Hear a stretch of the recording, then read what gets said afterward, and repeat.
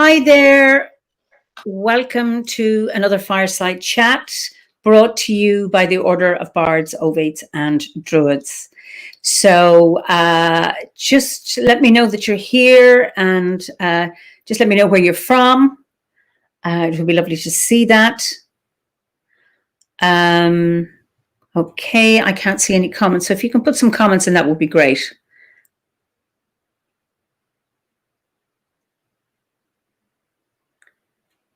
Many blessings from Portugal. Hi, Sarah. That's lovely to see you. Nikki, that's great. You're very, very welcome. Hi, Harriet from Vancouver, France, New York. Wow, you're all New Zealand. Say, that's great. Washington, Florida. Wonderful. And Canada, I see. And Kent. Wonderful to see you. Utah, lovely. Baton Rouge. Hi, Judith. And greetings from Bristol. That's Julie Barkman. Hi, Ricky. That is lovely. Oh, from Tier 4. You poor things. And Portsmouth. Well, you may remember, I don't know if my first Fireside Chat was with Pat Booker. And when I invited her, she agreed on one condition, and that was that she could interview me. She never, ever expected that I'd say yes.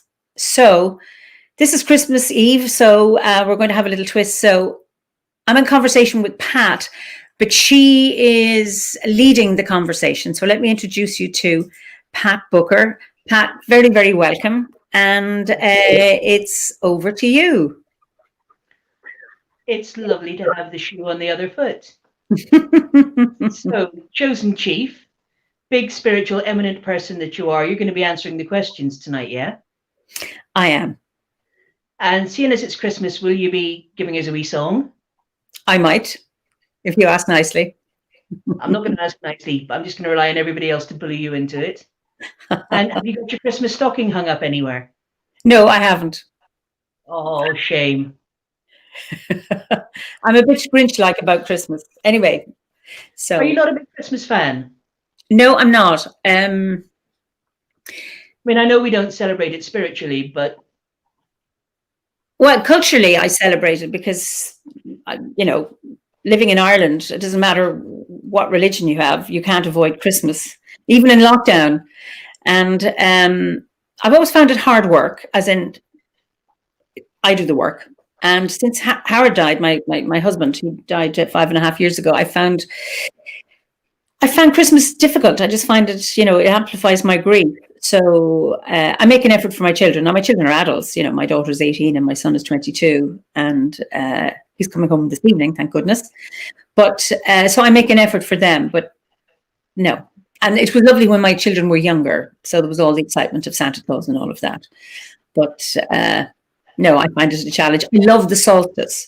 Last weekend was absolutely wonderful. It doesn't come loaded with any materialism. It's there just for the spiritual significance of it. So it comes with no baggage, and that I really, really love about it. But there's also Women's Christmas. Nolig Naman, yes. Things. Yeah. And that's the 6th of January. And unfortunately, I'd hoped that we'd be able to celebrate it, with other women. And but tell everybody what Women's Christmas is, because I don't know if anywhere else apart from Ireland has it. It's called Nolig Naman, which means Women's Christmas, or my father used to call it Little Christmas. And this traditionally is the time when the men folk cook for the women, and it's their day off, or the women would celebrate it. Different parts of the country, women might gather together and celebrate it themselves.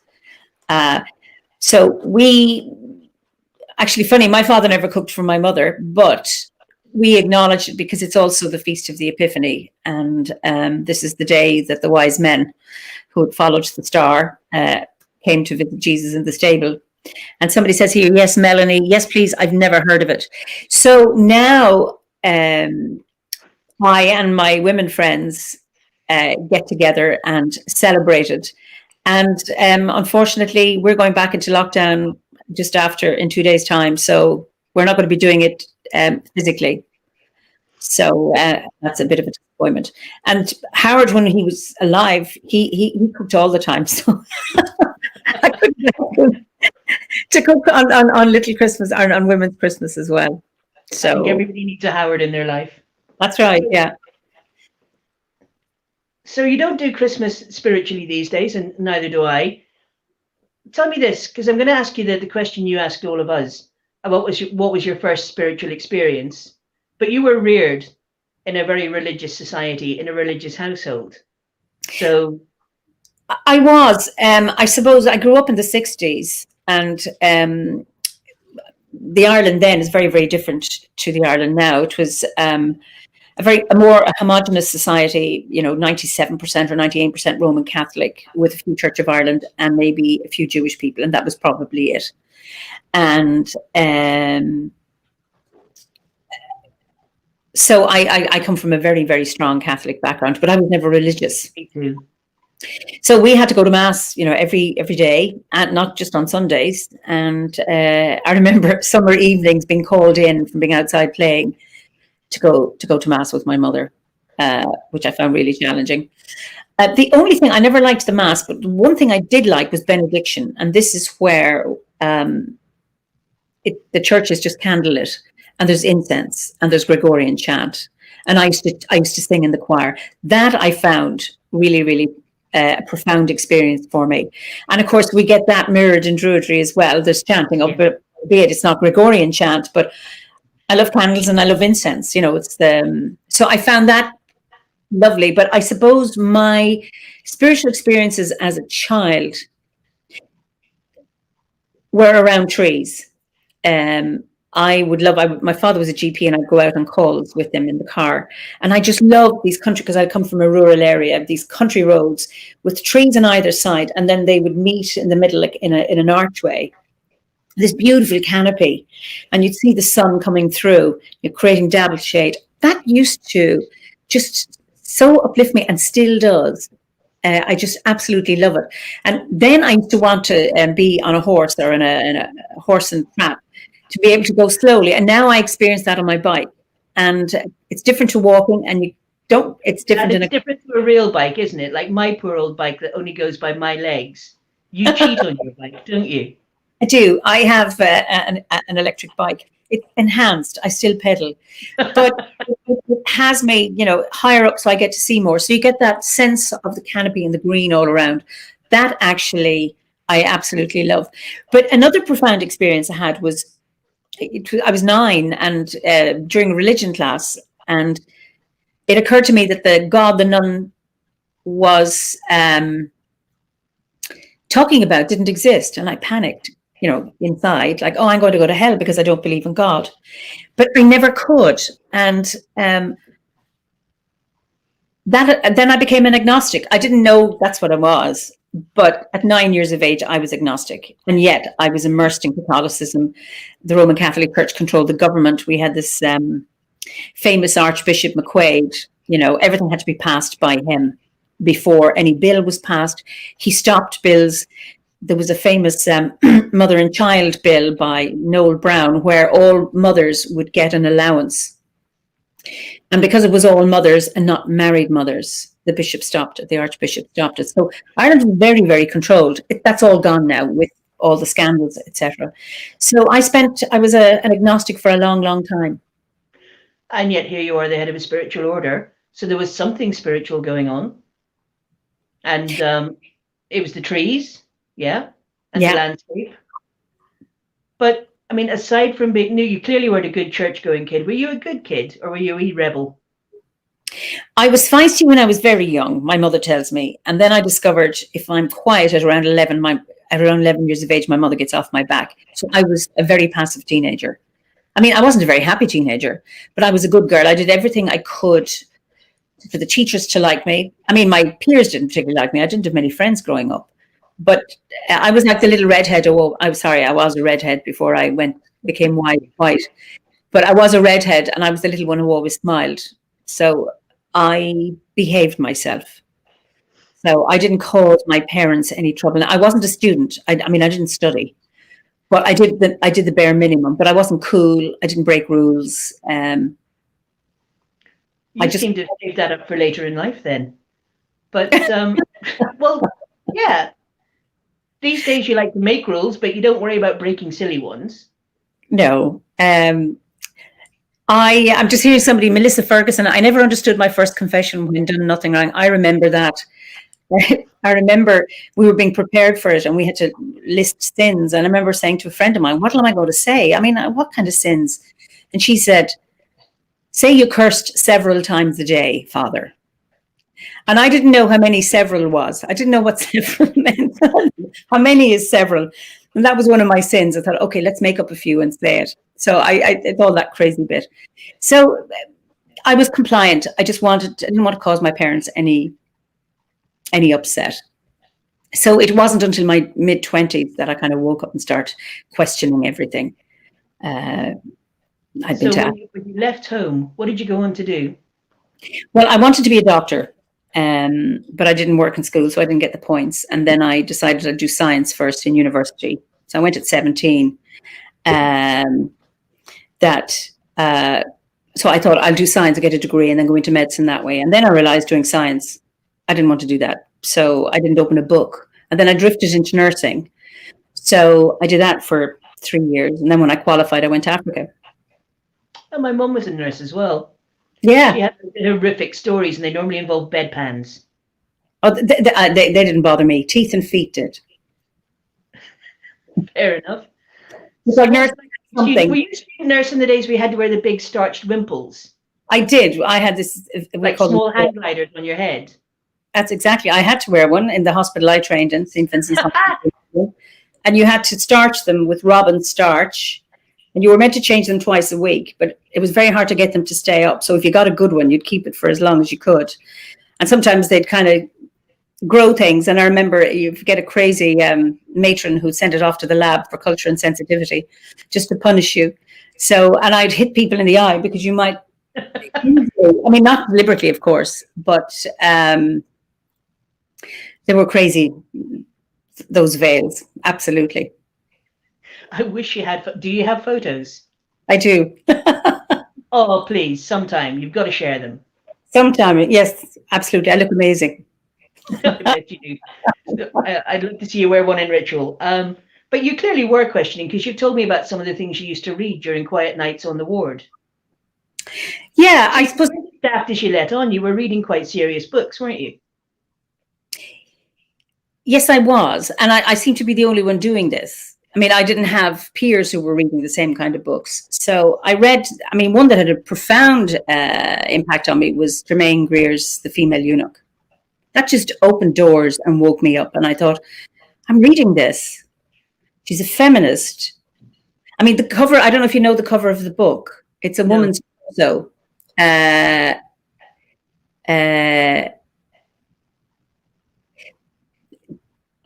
Quite a disturbed torso, just a really profound hitting you in the face book.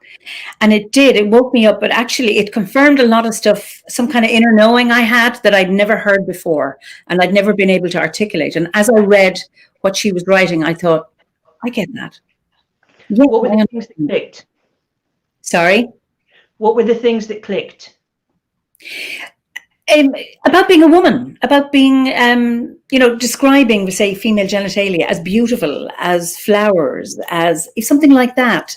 Talking about menstruation, talking about lots of stuff and it being okay rather than this notion of everything that was sexual and everything about women was unclean and had to be hidden and had to be suppressed, all of that. And even though I was conforming as an adolescent, there was also a part of me that questioned, but I was never encouraged. Catholics aren't encouraged to question anything, just accept. Yeah, it's I remember the faith. So it wasn't until I had these books and just opened the doors for me. So it's The Female Eunuch, and you said these books though, so there were others as well. Nancy Friday's the Women's Room, and that was another one. My Mother, Myself was that was another book about a mother and daughter relationship. And that was really, really powerful. So I started reading those. And I remember there was another nurse saying, why are you reading that stuff? And I thought, because this is amazing. This is fascinating. I read Simone de Beauvoir, The Second Sex, Anais Nin. I read all of those and just... And Did it actually make a difference in your daily conduct in the world? It did. It made me, I was very mindful about my relationship. Didn't get into difficult relationships. I was able to protect myself in many, many ways, value myself as a woman. I could stand back and look at the patriarchal shenanigans going on with, between young men and young women. And I was able to say, no, that's not for me. God, and so so the relationships I had have always been with gentle, good men, rather than, I'm not into macho men, so I could see friends of mine going out. Well, you can have a hairy chest and not be macho. It doesn't matter. They don't go hand in hand. So here you are, the wee red-headed nurse who smiles a lot, with a head full of feminist philosophy, looking at society in a slightly different way. How did you end up? Because I know where you ended up next. I know you ended up in Africa for a long time. What took you there? Well, I decided at 4 I was going to go to Africa. I went to primary school very, very early, and this nun, Sister Cecilia, she was a member of the Joseph of Cluny order. She was a missionary nun in Sierra Leone, and she showed us a film of the work she was doing. And this regularly, if there was ever a visiting nun or priest in primary school, they'd say, hands up who's going to be a nun. So obviously, because we were all girls, and of course, my hand would go up. Now, my mother never encouraged that, but that notion of, but I decided I'm going to go out and save the world. And I did.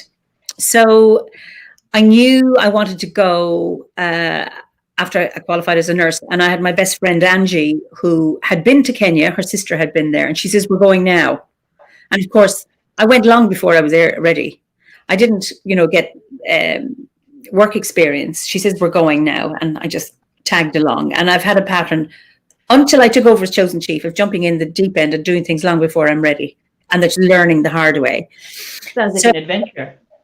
Absolutely. And so I went to Kenya. It was a desert in the north of Kenya called Turkana. And I worked there on a primary healthcare mobile unit, driving around the desert. It was in 1982. So in 1980, there had been a big, big famine, and the Turkana are nomadic pastoralists. So a lot of them had, all their animals had died. So they were in these artificially created villages because they didn't have animals with which to migrate around the desert with. So that's what I was doing. Okay, so you're like a district nurse. Yeah.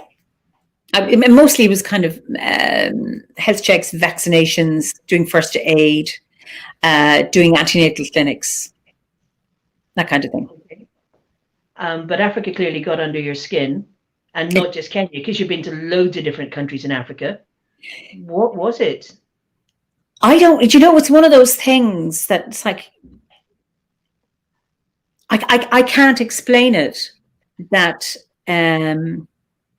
just sitting there was, there was some magic in it. Now, it's funny, the desert I found very challenging because it was hot and there were very few trees. But whenever I saw, all the riverbeds were dry, except it kind of rained 3 times a year. I would gravitate. Now, each village always had some kind of tree under which they had a meeting. So but I found that hard. I suppose there's a magic there. There's a rawness there, and it's very, very challenging. You're really, really, I found, confronted with myself, which was very, very painful, because I went out there at 22 I looked about 12. And so I wasn't taken very seriously. I didn't take myself seriously either, because I didn't have the confidence. So I was really, really challenged. And I came back, it was a really hard time for me. But I learned a huge amount about myself. What I did learn, because I never trusted myself, I trusted everybody else. I learned the hard way what happens to you when you don't trust yourself. Do you want to expand on that, or is that one best left? It's there was a time when I said I could see it's raining and someone said it isn't, I wouldn't believe them. So I found it very hard. I wasn't very grounded in the sense in who I was and what I believed. So I was kind of, I left myself open to being hurt, I suppose. Okay. But I learned this is what happens when I don't listen to my own gut.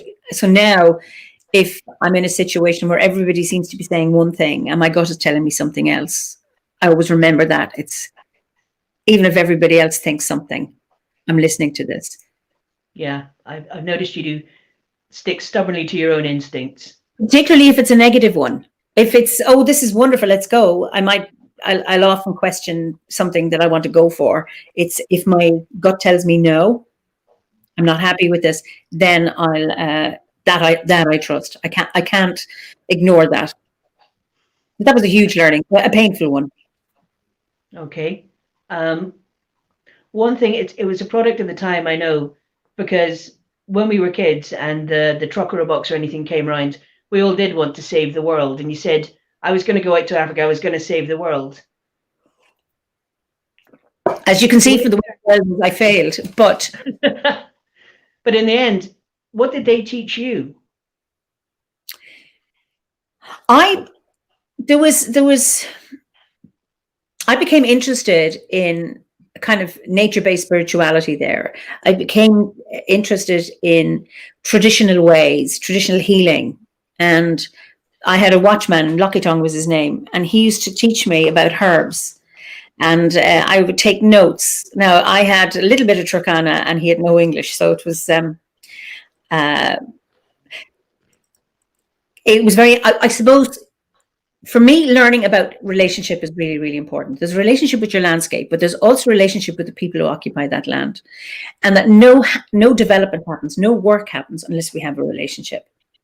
So I suppose you get task-oriented people and you get relationship-oriented people. I tend to be more task-oriented, relationship-oriented, that the relationship is really, really important, and I reach out. And that has actually paid off, and that actually reaffirmed the importance of relationship. And I had relationships with people there where we couldn't speak the language, but there was that soul connection. You look them in the eye, and there's that shared warmth or whatever it is. Now, I had that with women, not so much with men, because men, with the division of gender, men stay separate from the women. But I found with women that, okay, we didn't have a language, but there was something that we could connect.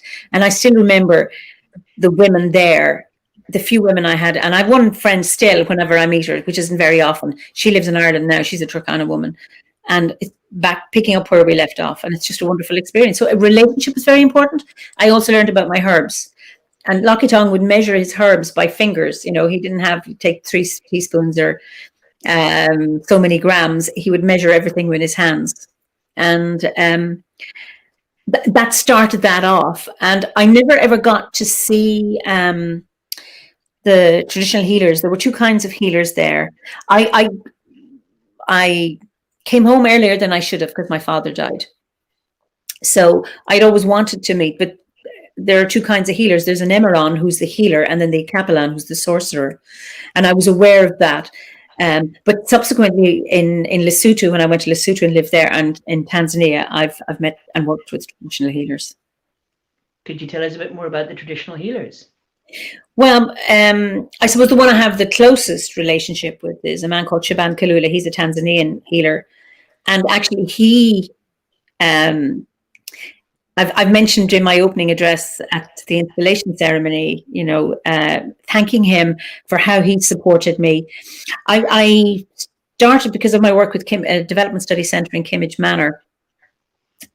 We were doing a pilot course in Tanzania in development studies, and I became friends. Somewhere along the way, you stopped being a nurse and became a psychologist, didn't you? Yes, when I left Kenya, I realized I didn't want to be a nurse. I couldn't cope with the responsibility. I have a heightened sense of responsibility, and I'm the oldest child, so I was always taught I had to give good example and all of that. And I was left minding my siblings when they were quite wild, and I couldn't manage. So my narrative about me was I'm irresponsible, but I was holding the world on my shoulders. And I used to do that when I was nursing. I'd be on night duty as a student nurse, and I'd be checking were people breathing. And I wouldn't leave the person until I saw the chest rise. And sometimes they'd open their eyes and go, "Yes, nurse." I go, "Nothing."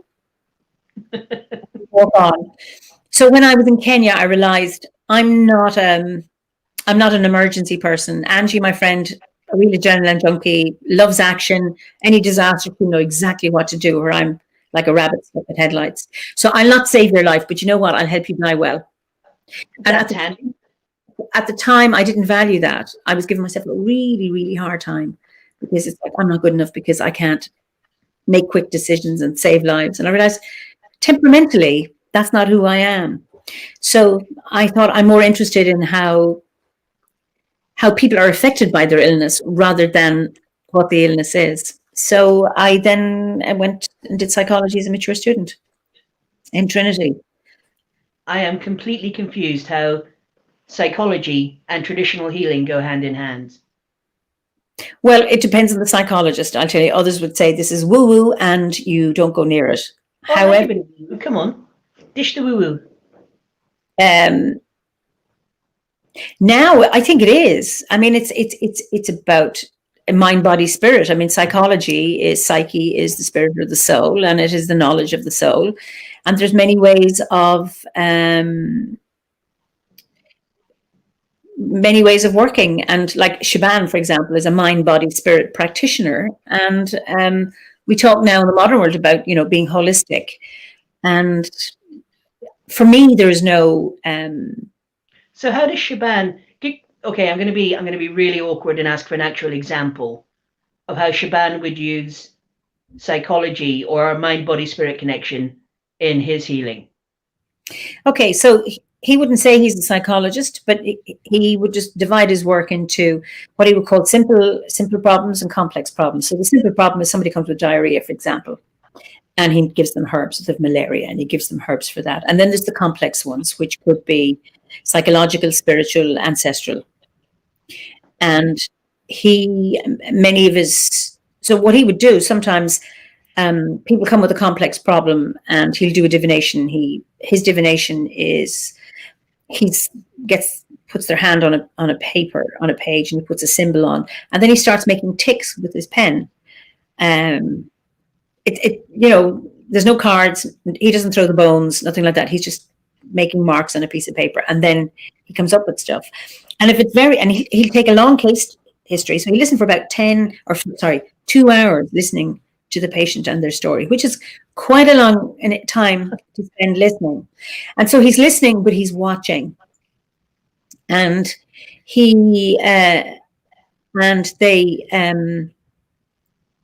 so he might say, give me an object of yourself, of something you have, like maybe an item of clothing or a piece of jewelry or something like that. And he will call for a dream, and he'll call his guides to come to him.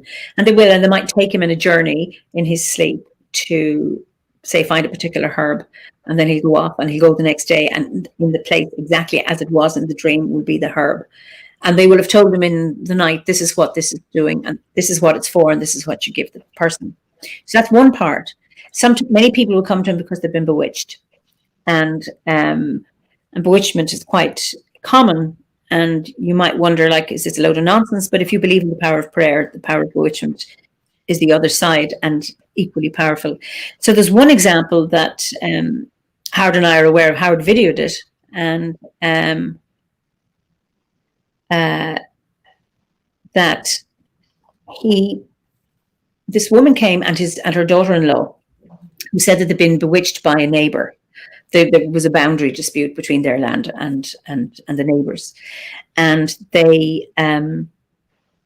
so they said that the bewitchment involved banging on the roof at night, and they would get electric shocks to their feet every time they crossed their yard. Now, Howard was a psychiatrist, so with his psychiatric hat on, he would say, okay, these are having psychotic episodes, and you have this notion of folie à deux, where sometimes you get two people in the same household having the similar psychosis. And the husband of the daughter-in-law, well, that's the woman's son, he had been framed and he was in prison, so a lot of upset. So watching this, he got the woman, for example. So he wasn't concerned about whether they were bewitched or not, but he entered in to their frame of reference. He was going to work with them in what they believed. He wouldn't. He wouldn't. They wanted him to send another bewitchment back, and he says, "No, I don't. That's not the way I work. I work with. I'm going to clear all this from you, and I'm going to strengthen you, so then you can deal with this yourself." And that's what we do as psychologists. It's about ego strengthening, strengthening people's ego. A strong ego is small. A big ego is weak, like a balloon. Okay, so it's about having a strong, small ego, so that we're not vulnerable. Does that make sense? It makes sense. So anyway, he got this woman to speak all the badness, all the stuff that was bothering her into a pot, and then he took her out and she smashed it on the ground to get rid of it. He then asked her, which is a really interesting question, and this psychologically as well are really, really powerful. What would annoy your neighbors most about you? And she said, if I was okay. And often we talk about people who've been traumatized or victimized or hurt by, awful people. You go, often the best revenge is to do well. Yeah. And to rise out of your victimhood and not just survive, but actually thrive. So he said, okay, I'm going to give you these magic herbs. Now, this is a little bit of him, gentle manipulation, shall we say. And manipulation in the original way is to manipulate with your hands for the good. So you manipulate a dislocated shoulder. So anyway, he says, I want you to brew some banana beer. He takes a few days to do this. And, this was on Mount Kilimanjaro. And invite the neighbors over for some beer. And he said, put these herbs into the beer and you'll find they won't be angry at you anymore. They'll be pleasant and friendly to you. Of course, what happens? You invite people over for beer. You've had a few beers, you're in good form. They smile, then you smile, and so on and so forth. And that was really, really, and it worked. And then the work he did with the daughter-in-law, she was having symptoms, on her arms, and it seemed like everything was coming at her from all sides.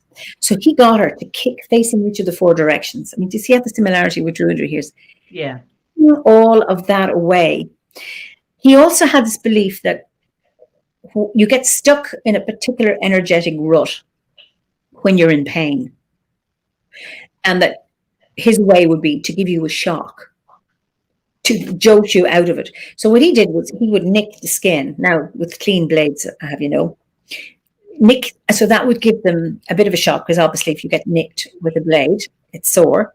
And then he'd rub some ointment that would make it sting, which again get them to jump. And he said that jolt would jolt them out of that rut onto a more healthy, energetic pathway.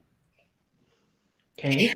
So we videoed this and showed it at conferences, both in the UK and in Italy, and very well received. But anyway, after 4 months, he wrote to us and said, this family's fine. No more, the shocks aren't coming up their feet in the yard, no more banging in the roof. And the son was released from prison. He was found innocent. So then 7 months later, we were back and we interviewed the son and the mother, and they were fine. And it was his healing. It's like, I'm going to get rid of that, entering into their frame of reference, healing them, saying, okay, I'm going to get rid of the bewitchment, so they begin to feel better about it. And I'm going to strengthen you then, so that whenever you get any bad magic coming your way, you're able to withstand it. And it worked. Whereas had they been here, in this side of the world, they would have been medicated, and they might still be stuck in their cycle. To be honest, that story, it actually feels tremendously familiar. Had you made Shaban a druid, or even one of the old folk curers that still exist around the countryside in the whole of Ireland, and told me that story, I would have thought, that's very Irish. That fits the tradition nicely. Yeah? Absolutely. Shaban spent 3 summers here. We ran workshops together. We called them African Celtic, and I didn't know about the Afro-Celt band, some of whom are members of This is lovely. This reminds me of Granny Weatherwax's headology. Absolutely. Headology is really, really important. But that's a good point, though, because it's not all headology. You were the agnostic kid who sat and watched this nun and thought, "Aye, right, sister, your God isn't real." And yet you seem to accept the supernatural elements in Shaban's healing. How are you able to accept that, but not the God of the classroom? I suppose I was agnostic for many, many years. And then I was living in Lesotho, and I started doing yoga, and I had a very nice yoga teacher, and she introduced me to healers. But I remember being in Zimbabwe. I was running a workshop there, and I was with somebody. We were at a weekend, and we went into this tourist village, like an African village, and there was a traditional healer there, and we thought we'll go in. Nurses are notoriously superstitious, and my classmates, that's true, going for tarot readings and going to fortune tellers. I had no time for any of that nonsense. So I decided, okay, unusually for me, I went in, and this guy blew my mind, the things he told me that he couldn't have known. And I thought, there has to be something in this. There has to be something in this. So then with my yoga teacher, she introduced me to these healers, and we founded a healing and meditation group. So it was a multicultural group, and we met local healers. So the traditional healers in Lesotho were Christian. So they would have, it's a bit like Owen, Owen the Vardoon, whom was on a few weeks ago. He was talking about travelers being religious or Catholic, but it's their own brand. So he would say it might be, this is a traditional traveler ritual, but you put a Holy Mary on it, and you put a little bit of Christianity, and it's all a mixture. This is what this was. So my mum told me that we were good Catholics and we were going to be reincarnated, provided we said enough Hail Marys. Exactly. So then I started training as a healer, and I was even a member of the Traditional Healers Association. But then, and that's in the studios where I learned about Shaban. Sorry, did you train with Shaban? No, this was before I met Shaban. Sorry. But when I lived in Lesotho in southern Africa, that's where I heard about Glastonbury for the first time. And I was told it was the New Jerusalem, and I heard about Fintorn. So I was kind of, oh my God, I'd never heard of Glastonbury. And it's so close to us. Never heard it. So when I came back to Ireland, then I did a master's in counselling psychology, and then went away from all the wacky stuff. Sorry, wacky, I mean it as a term of endearment. I'm not insulting what I did or anybody else who does stuff. I use the same term. And I do it affectionately, and it's almost like I can do it because it's mine. I hear anybody else call it wacky, but we're allowed to call it wacky. Exactly. And but it was open because we had to do presentations, and I started doing visualization with my classmates, and it was always acceptable. And then when I qualified as a counselling psychologist, I set up a private practice, and then I got a call from somebody in the Development Studies Centre asking me if I would cover somebody for a year, and who'd been on sabbatical, and I did. And it was because of my experience in Africa, and because I'm a psychologist, that I was asked to do it. I stayed for a year, and I'm still there. So it was like Hotel California. You can check out, but you can never leave. We've now moved to Maynooth University, although this year I'm not teaching because of COVID. And then I went to Africa, or Tanzania, and that's where I met Shaban. So we've gone from Kenya to Lesotho to Tanzania. I was teaching there for a few years, and I became friendly with a guy called Zeke. And then I met Howard, and he came out with me, and he needed to be doing something while I was working. So you met this man, and you just scooped him up and took him off to Africa with you. Yeah, and okay. Be queer and fond of you. Well, Howard. Well, we were together a few months before when I did this, but he was interested in traditional healing. So I asked Zeke, did he know anybody? He said his brother was one and spoke English. So anyway, Shaban came and met Howard, and he did a divination because he checked him out. And this was Howard's first time out of Europe. And he said, come to my place tomorrow, get on the bus and I'll meet you. So he did. And he spent 3 days living, I was working with Shaban, who lived in a mud house on the slopes of Kilimanjaro. And we became great friends and eventually built a house on his land, and I'm still friendly with him. So then he came to Ireland. So I would sit in with his patients, and they would allow that. We were allowed videoed as long as we didn't use it for commercial purposes, which we never did. Well, that's fair. But how come you're not sitting here as the head of an order of African healers? Yeah, how come you're sitting here as a druid? Because they're very different. Well, one of the things I suppose what brought me to druidry is that one of the frustrations I had, Shaban I did a lot of work with him. I had lots of healings with him, really powerful, profound ones. And he would, when he came to Ireland, he would, needed to work with his own ancestral spirits. So I'd come out of them in the garden and he'd find a place. Okay, there's a portal here that I can engage. And he gave me all the keys. He shared all that knowledge with me. He says, I'm giving you these keys. So if you ever need to work with my ancestors, this is how you do it. And I found this really, really fascinating. And I'd also worked with a Native American medicine woman from that tradition. And it was wonderful, but it wasn't from my tradition and my landscape. So it's like I was frustrated. And that mattered to you. Why did that matter? Because this is where I belong. This is my landscape and I can make sense of it. I know what you mean. I didn't know any druids, and Wicked didn't particularly call me. But anyway, I was with Shaban in a bookshop and in Ireland, and this book hopped out, Cassandra Easton's The Modern Day Druidess. And I read it, and I thought, I'll get this. And she mentioned OBOD at the back of the book. And what I really liked it is that you can be a druid in a city. You don't have to be deep in the forest. She made it very accessible. You can be a solitary druid. You can be with groups. And I like I say, she is a solitary druid, and I thought this is perfect because I don't like groups. And I mentioned OBOD, and I had this decision to make: would I do a psychotherapy supervision training course or druidry? And I couldn't do both. And I was one I should do because that's the right professional thing to do, and the other is what I want to do. And then I clicked, on the website for the introductory course, and as soon as I did, I knew exactly I was home.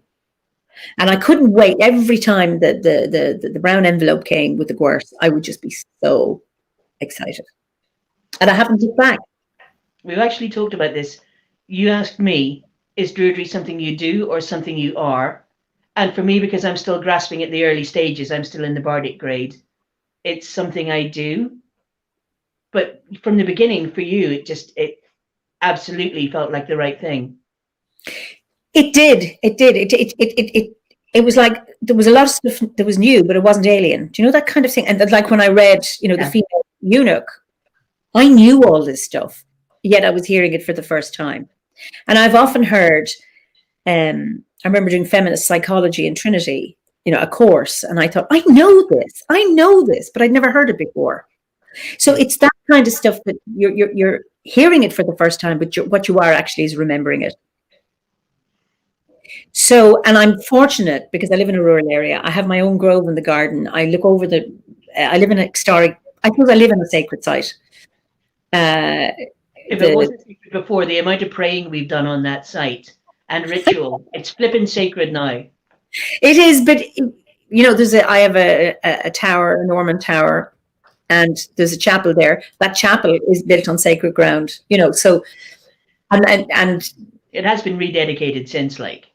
Yes, but it would have been pre-Christian as well. And I look out I'm pointing to my window here because I'm looking over the River Nore, and that's Moy Aragabrus, the plain of the silver wood, which would have been at one point covered with silver birch. None of them are now.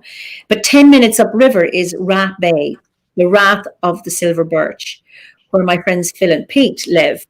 And there's a dune, a fort, where Erevan, the first Milesian High King, is allegedly buried. So this place is steeped in, pre-Christian history. So, So there you are. You're a brand new druid. You're learning the Gwers. You've been given the keys by Shaban, and you've learned an awful lot with Shaban. And then how do you move from there to being the head of the order? I don't know. What was the first thing you did? How long before you started holding your own rituals? Say that again? How long before you started holding your own rituals? Oh, straight away. Because I started in August. This is the funny thing, is like throwing myself in the deep end long before I'm ready. My first course, the first 4 came in August, and with that came the autumn equinox ritual. And Shaban, Howard, and I were running a workshop on the weekend of the autumn equinox, and I thought, oh, here's this. Come on, why don't we do this? And then I worried about copyright and was I breaking rules by allowing non-order members to all that kind of stuff. But I thought, just go with it. And we had a beautiful ritual. And Shaban said, Eimear, that is a key. You've been given a key now. And he said, use it or the lock will get rusty. So in a sense, he gave me permission. So I thought, okay, because I knew I was going to be getting one for every, I was going to get 7 more of these books. And he said, this is how you energize the land here and raise the energy. He said, do it. And I've done it ever since. I think I needed his permission. I wouldn't have done it myself. I'm just impressed by the confidence. I do a lot of ritual, but I do a lot of solitary ritual. I am heart scared of group ritual. I am, and you know that I am, the person who will walk in the wrong direction, cross the wrong quarter, get the words the wrong way around and crack up laughing. Yeah? Only for my grove mates being the most tolerant people on earth. The confidence to run an entire group ritual when you're just new astonishes me. Well, it was neck. I remember doing it for Samhain, and I'd written out what I was doing, and it was in the dark and it was raining, and the rain was washing the ink off the pages. And I was so confused. I couldn't know my directions. I was a bag of nerves. I was petrified. And I thought, why do I do this? You jump in the deep end. You're doing this long before you're ready. And I give myself this, and I survive it. And I just did it. And as mistakes, you've never been at a ritual on the tour where people make mistakes all the time, and we all laugh and we pick up and we continue. Well, yeah, nobody minds if you make a mistake. You haven't banished me from ritual yet or anything. But I think we're all harder on ourselves than our friends are hard on us. Well, I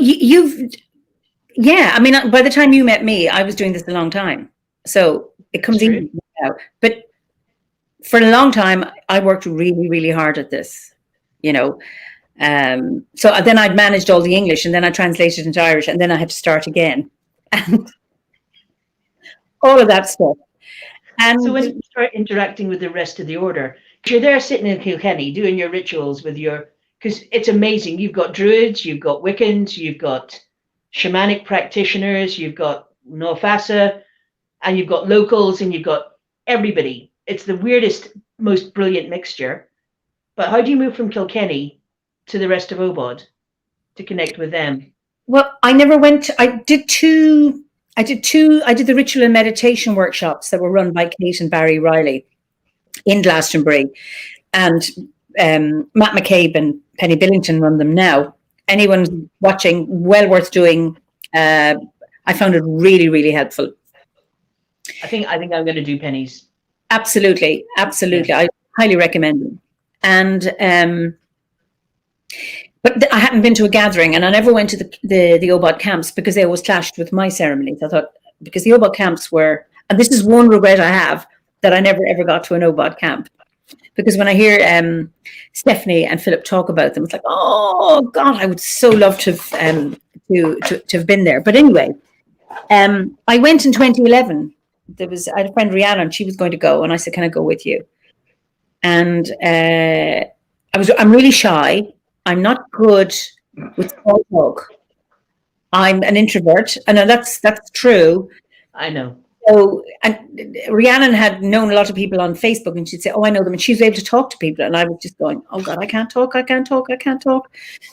but really enjoyed the rituals, or really enjoyed the gatherings, and I kept going after that.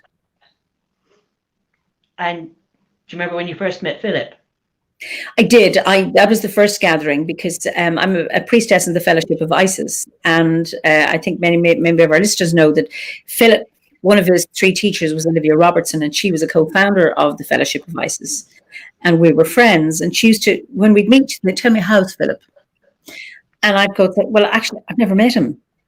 So I went up to him, and I just introduced myself and said I was a friend of Olivia's, blah, blah, blah. And I think she's always asking me how you are. So how are you, Philip? Otherwise, I would never have gone up, because it's like, no, I'm very shy. I wouldn't. Ali says, yes, I did Kate and Barry's course, and it felt like it gave me permission to do the rituals. Exactly. And it also gives you, this is why we go sunwise. This is why we consecrate with fire and water first, and then fire. This is why we call north, south, east and west and east when we're calling for peace. Those kind of, oh, now I know what. It's not just you just do it. It's like there's a rationale, and I found that really useful. So anyway, you asked me about Philip. That was when I spoke to him the first time. And since you've mentioned Olivia, it would be rude not to. Well, for people who don't know about the Fellowship of Isis, and who only know Isis as a fairly militaristic organization, would you like to give a potted history? Well, the Fellowship of Isis was founded in 1976 by Olivia Robertson and her brother Lawrence and his wife Pamela. They had a centre for esoteric studies, and Olivia and Ross Nichols were great friends, and he would come to Huntington, and then she spent half the year in London, so they would meet regularly. And of course, Philip was a student and a protege of Ross Nichols of Newark. And then Philip went to live with, so he met Olivia through Ross, and she would teach him, and he'd meet her in London, and then she invited him over, and he spent a year there, living there. So I remember that very fondly. And then I met Olivia only in. So what's lovely? It's a bit like the Fellowship of Isis is dedicated to the goddess and obviously to Isis, but also what I loved when I first met Olivia, is I work with the Irish deities, and it's a place of it's all faiths and none, so you can be from any tradition, and you're welcome. And it's about honoring the divine feminine. It's not anti-masculine deity either. It's about that. But Lawrence who had been a Church of England minister, had an epiphany, and it struck him that no, this is it's the goddess, not the god. And that was like he went through the entire library in Huntington with a little penknife and cut out all the references to God. I've heard that, but I don't think that actually is true. Oh, shucks. But I never met him. But Olivia, I loved, absolutely. She would come regularly here, and She sounds like a very grand lady. Well, grand in presence because she was tiny, but she could fill a room, and she was a great raconteur, feisty. Oh, she was a tiny, feisty storyteller. Jesus, who does that remind me of? No idea. I have no idea. But she was great. She was absolutely wonderful. Yeah. So I'm going to skip on from there because I want to know what it was like, because I know that you didn't expect it, because you've told us all you didn't expect it. What was it like when Philip said, what did Philip say? By the way, would you like to be chosen chief? Or here's a job for you? We were in Italy, and we were at the Italian OBOD seminar in a place called Molise. And so I was there, and Philip and Stephanie. And then we were staying in Ostia in Daniela's apartment.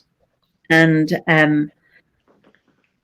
Daniela, I think, was still in bed. She's a late riser. And Sensible woman. So they'd asked me to go Philip asked me if we'd like to go for a swim with them. And I go, no, because I don't like, I like walking by the sea, but not swimming. And they went off and they came back in and they said, come on out onto the terrazza. So I went out with them. And then Philip, Stephanie often had said to me, you must come and visit us in Lewis. And I thought, yeah, we'd like to invite you. I mean, look, sometimes he's a bit bumbly way. And we'd like to invite you to. And I was waiting for him to say, look, will you come on the 3rd of December to Lewis? We're going to have a party. And then he said, we'd like you to be the next chosen chief. And there's an impression of the look on your face. Or would it be that look?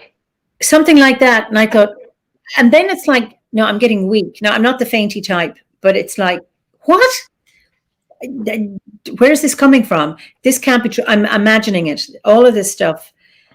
And he said, you don't have to answer now. You don't have to answer now. And I'm going, why? And then, I have a list of names, that why didn't you ask them? Why, but I believe you didn't. So he said, because I'm a psychologist, I'm Irish, the Olympic connection, and they've been watching me, which is, I didn't know that. They should have watched you more closely. Jesus, I could tell them a thing or two. I know, and I mean, I often thought, if they change their mind within the 2 years or the 3 years, that would be okay, because I actually didn't want it. And I said, he said, and that's another reason why we're asking you, because it never occurred to me. I've had fantasies about being a famous singer, or what else have I had fantasies about? The only one I've ever had was about being a singer. You keep those to yourself. Yeah, I know. But any of us can have fantasies. This one never ever entered my head, not in a million years. And yet you didn't want it, but you accepted it. So it wasn't that you hated the idea. No, and I would never have applied for it had it been advertised, or had there been an election. I wouldn't have kind of set myself up as a candidate or anything. Well, but had there been an election, it would have been a nightmare. No one would have known who to vote for. Exactly, and that would still be the case. So I thought I had to go home, and then it had to be confidential, because this was way before the announcement. And I didn't have Howard to talk to. This was really hard. I had to make this decision myself, even though I said, well, what would he say? And of course, had he been alive, I would have made the decision much quicker in my mind. But then I said, okay, I've been asked this for a reason. It's a bit like, I never wanted to be a priestess. I never intended to be a priestess in the Fellowship of Isis. And Olivia said, yes, you should. And I thought, okay, I can't say no. So I did. And then this was, oh my God, all right. So it was almost 3 years before it would happen. So, because, we'd planned it to be 2020. And that was it. Oh, we still haven't got to give you a proper celebration. The online one was amazing. Yeah. But I think a lot of us are still hoping for a physical one at some point. Let's hope so, because I do like a day out. I like a party. But I want to put on a posh frock. Well, of course, I don't need much of an excuse to do that. But I found that online installation ceremony really, really profound. I could never have seen it, because I was sitting in my sitting room, and I could feel what Philip was handing over to me. It was really profound, and I was in tears. And there were friends of mine listening in, who weren't Druids, who said they were right there too. It was a really powerful experience. And I realized behind the scenes in your work went on a spiritual level for that gave it added punch. Absolutely. And I think, had I been at the foot of the tour, which was where we were going to have it, I would have been distracted by everybody, because it's like all of that stuff. It was me going within, and really, really powerful. And I mean, like our ceremony we had last Saturday was amazing. Yeah, that we can have stuff online, and that's something that's really emerged that I could never have foreseen. It's also something that you would never have embraced quite so fully had it not been for COVID, because you were never a big lover of the internet or social media or technology. No, I would have said it was inappropriate. both to work as a psychologist online or to do this online. And we've discovered, no, it's not. I mean, the real thing and being, it's like, having Skype conversations with your friends is lovely, but it's no substitute. You wouldn't say that's better than actually being physically with your friends. Except you can have a much wider circle of friends online, in the sense that, look at the people who come and listen to the Fireside Chats. That's true. A load of folk would never be able to make it to Glastonbury for a gathering. And isn't it lovely to include everyone? That is so true. And that is really, really important, that what COVID has, even though we are physically isolated, it's actually just broadened. It's made so many things in a strange way. It's accessible. Somebody says it allows so many of us to participate who couldn't be here. Absolutely. Yeah. In an odd way, the social distancing has actually brought the Order's family closer together. It has, and it was really lovely to share with our Druids down under, in the Southern Hemisphere, to they had their, well, it was a morning ritual that I was able to attend, and then they could light a fire and send it up to us. And it's like, okay, they're celebrating the summer solstice, we're celebrating the winter solstice, but we are together. Where normally, if we'd been in Glastonbury, we were, and not wrongly, this isn't a criticism, is that we're in Glastonbury, so we're having the ceremony of the season, and we just never thought about accessibility in terms of worldwide stuff. So this has changed everything. And it's going to change going forward. It is a silver lining. But here, raise your glass to me for an actual real day out in Glastonbury. What are you drinking? I'm drinking mead. Do you know what this is? This is non-alcoholic gin. Oh, Pat. I am crashing with my friend, and this is why the place is so clean and lovely, because it's my mate's house, and she was determined I was not going to be tipsy when we were doing this. So, well, this is the first time having anything alcoholic on a fireside chat, but I thought Christmas Day. First time having anything non-alcoholic in my life. I hope you survive it. Only for you. Sláinte. And now you've wet your whistle, you know what's coming next. Oh, my song. Yeah, sing us out. We'll bring it to the end of the song. Okay. Now somebody's having eggnog. Wonderful. Cheers. I have never had eggnog. What is it? Is it like alcoholic custard? I think so. I think it's runny. I think so. Doesn't sound. Jacqueline Verndeveld. What is it? You can still come to an OBOD. Okay. Somebody made a comment. It's gone again. Hold on. Let me see. Pat Booker, that's not gin. You've been misled. Except that it's a gift from a friend whom I love very much. I would not have even tried it. It's actually not bad, but there'll be a real one coming after. Lovely, lovely, lovely. Okay, Donna Brown. I'm in America and could never join all the rituals and gatherings. I raise my cup of water. Jacqueline Vandervelde. Melissa says it's early, but it's Christmas Day here. I could raise a glass. Emer's ahead of the order. She can turn the water into wine for you. On you go, Eimear. Here's back. Good to see you. Hope to meet you both in the future. That's Jules Weaver. Lovely. Ali's having red. Okay. Harp, Eimear. No, Jane. That'll be another time. Black is the color of my true love's hair. His lips are like some roses so fair. He has the sweetest smile and the gentlest hands. Oh, I love the ground whereon he stands. I know my love, and well he knows. I've loved the ground whereon he goes. I wish the day it soon would come when he and I might be as one. I go to the Clyde, and I mourn and weep, for satisfied I never can be.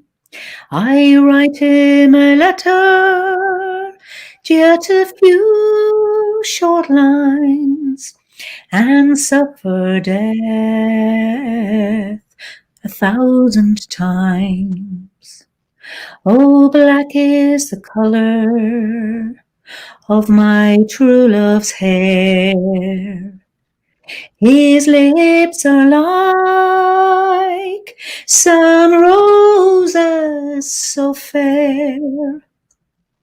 He has the sweetest smile and the gentlest hands. Oh, I love the ground whereon he stands.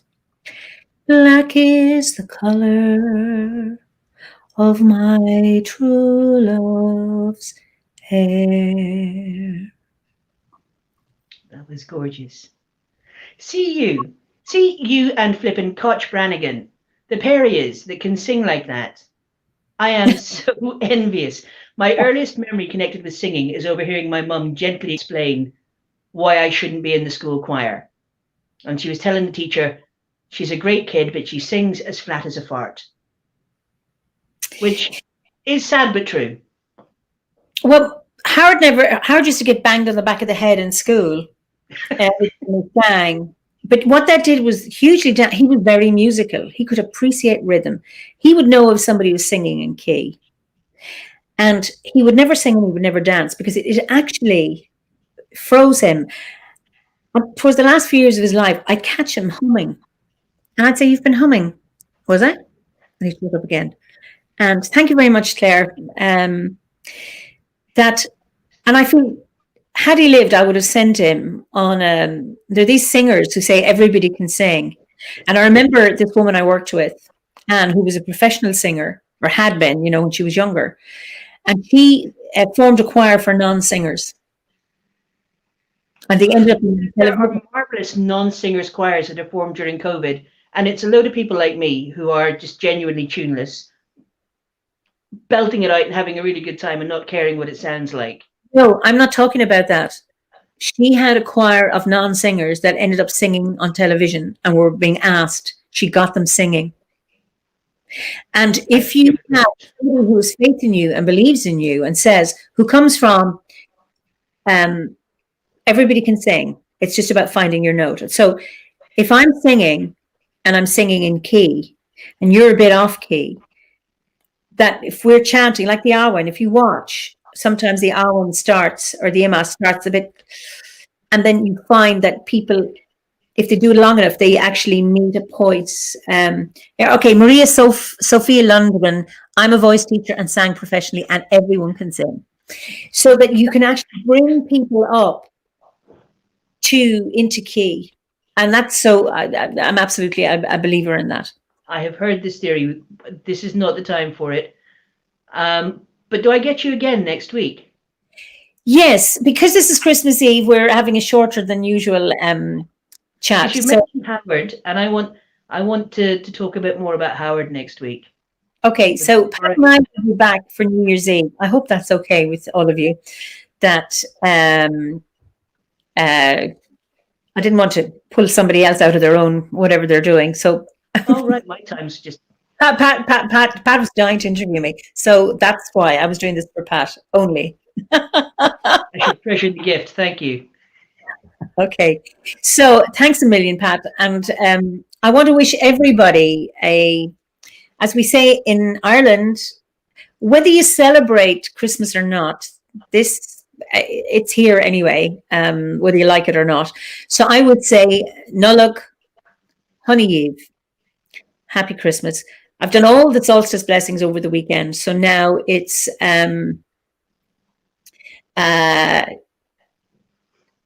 so wish you all whatever peace, trust, joy. The God of hangovers go gently on you on the 26th. Exactly. All right. Enjoyed listening. Rhodes from a new member. Lovely. Blessings to you all from Australia. Or no, as we shift into Aquarius, that's not Australia. My poor writing. Now, Pat, you're going to have to accept this from Amanda Wolfhara. Pat is a great interviewer. I agree. She's also been a great interviewee. So listen, thank you all for your wonderful Dilkenvar, that's from Wales. Thank you. I hope I pronounced that properly. But anyway, it's just been lovely to have your comments, and as always, and to join you, and of Christmas Eve of all evenings. So have a wonderful season, and hopefully we'll see you next week. So slán go fóill. Bottoms up.